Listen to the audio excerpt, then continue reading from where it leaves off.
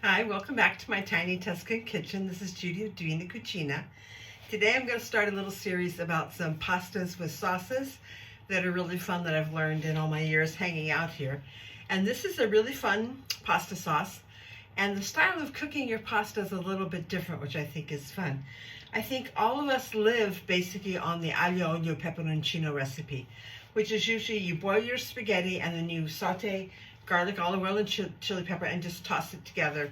Something we eat like at midnight when you're hanging out with your friends and you're just hungry. It's the base of a lot of different recipes. But what I learned working with my girlfriend, who produces chili peppers, she does a version she calls Tripolina. So it's garlic, olive oil, and instead of chili pepper, she uses chili puree or chili paste, okay? If you have fresh chilies in summer, you can do that. And what I'm going to do is start it in a flat pan. So I'm going to cover the bottom of my pan in olive oil. Okay? Because essentially when you're doing aglio olio peperoncino, the olive oil becomes your sauce. And then I'm going to do slices of garlic. Now if you use a garlic press, it tends to smash the garlic too small and it tends to burn faster. So one of the other tricks I learned was to put garlic into cold oil, and if you put it in slices, it won't burn as fast. So just take a sharp knife and do nice thin slices of garlic. I actually like my garlic to get kind of crispy, but it's up to you. This one is usually just left white. And I do a garlic clover person. Okay, so I'm going to do 2. In the meantime, I have pasta water boiling, but I'm not going to cook my pasta in that water. I'm going to cook my pasta risotto style, okay? So usually when you're doing your pasta with spaghetti, it's usually a smaller spaghetti, your aglio olio peperoncino. No one here really kind of does an angel hair pasta. That's more of a soup kind of pasta or something, you know, not really for a nice big sauce or anything. But if you like angel hair or spaghetti alla guitarra, go for it. I think this as a base is really nice with seafood. And my girlfriend just did garlic, olive oil, chili pepper, and chopped parsley.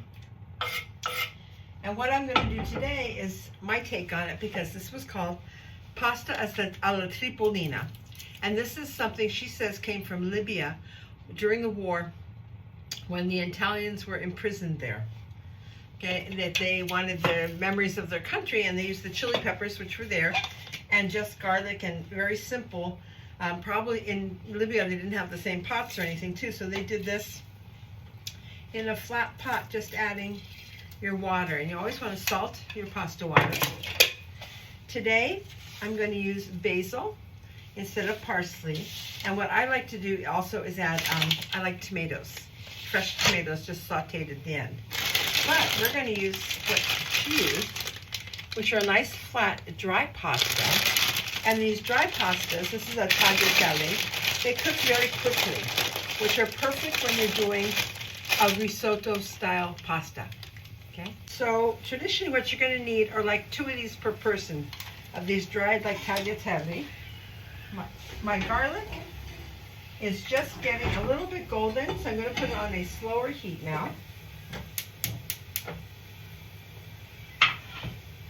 And once your garlic has gotten golden, you can add your chilies that are like packed in oil, is usually what you find them.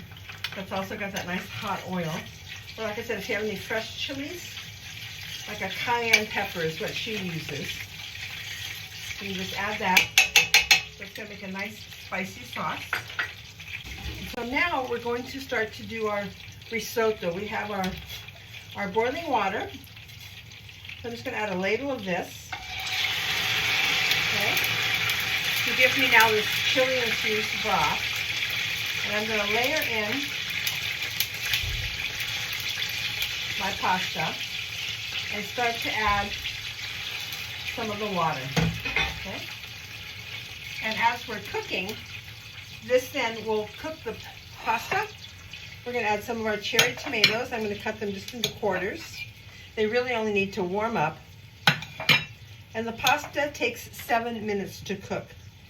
When you cook the pasta in just a little bit of water, you also get a beautiful starch in there, which is going to make the sauce a little creamier. Okay? So it's up to you about the tomatoes. This is my addition, but again, I like that red, white, and green. And this is kind of a take of what I used to do when I worked at Dario's. We would do this for lunch a lot. Aglio di peperoncino, cherry tomatoes, and basil. And he would use his lardo as instead of olive oil. So everybody has their own little touch. So now I'm going to add my fresh tomatoes in here. I'm going to go back to my heat, my bigger heat. Okay. You just didn't want that to kind of fry your face a little bit. And just give them a little flip. You want them to absorb on both sides, and it will take about 7 minutes to cook. It's like a little miracle. I think this is beautiful with prawns. It's nice just for a light, spicy first course. Okay, and then I'm going to put in some of my basil. And you can just cut this into little, oh, it smells so good, little thin strips. These are just the classic Italian flavors. Tomatoes and basil, right? Olive oil, garlic, chili.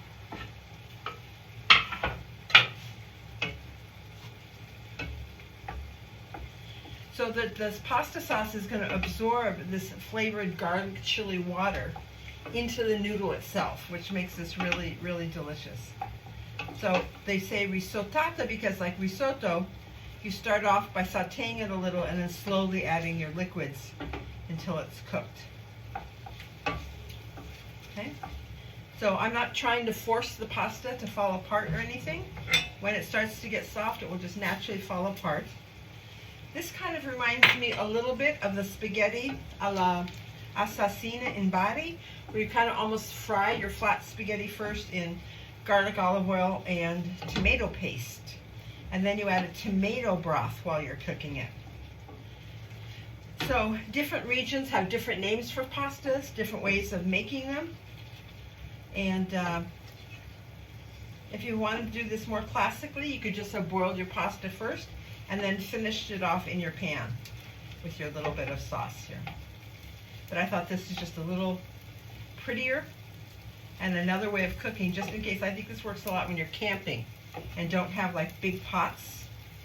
You know, all you have is a skillet or something. Okay. I'm going to just keep adding like a half a ladle at a time. And you'll see now the tomatoes are breaking down. The pasta is just starting to get soft. Okay.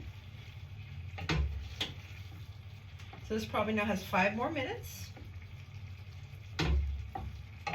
And I'm just flipping it to help it get soft on both sides. Let me just show you this now. So you can see it's nice and kind of brothy in here. Can you see that? All that broth. We'll see you in 5 minutes. Look at that creamy sauce, and that's from the starch in the pasta. And now you can see the little nests have broken apart. And we just slowly add more water until then the pasta is cooked. And like I said, the package says about 7 minutes. Now our pasta is cooked, and you really just taste it to see if it's al dente. We have this beautiful creamy sauce that's coating all the pasta. Okay, I'm just going to put this now on a serving platter. And I'll add all this sauce on top.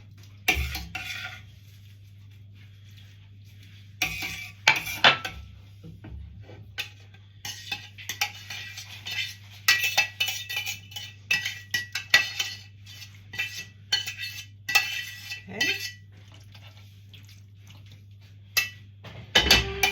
Let me just clean off my platter here. So here, look at that beautiful creamy sauce, cherry tomatoes. And just for fun, I'm going to top it with fresh cherry tomatoes and basil. Okay, make it a little more summery even. And then lots of Parmesan cheese. Okay. And here we have our delicious pasta alla Tripolina from Peperita, my friend in Rima. Buon appetito.